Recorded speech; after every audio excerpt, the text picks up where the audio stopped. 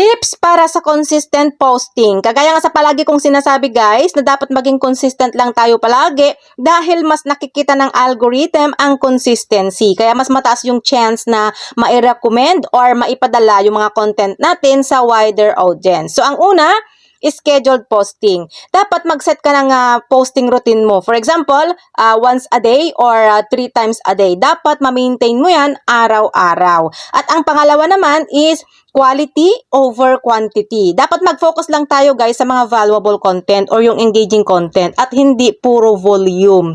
Pangatlo, engage sa community. Dapat makipag-engage ka rin guys sa mga followers mo. Mag-reply ka doon sa comment section doon sa mga pinopost mo. Dapat huwag kang isnabera o isnabero dahil isa din yan sa paraan para tumaas yung engagement mo. Kaya dapat makipag-engage ka rin at huwag lang puro posting.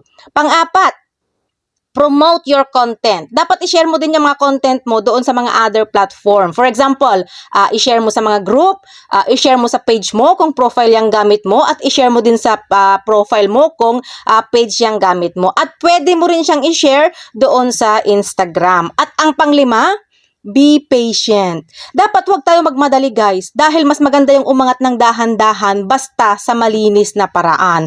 Dahil lahat ng mga creator guys na naging successful ay nag-umpisa rin yan sila sa zero audience. Kaya dapat matuto din tayong maghintay dahil nga sabi nila, success doesn't happen overnight.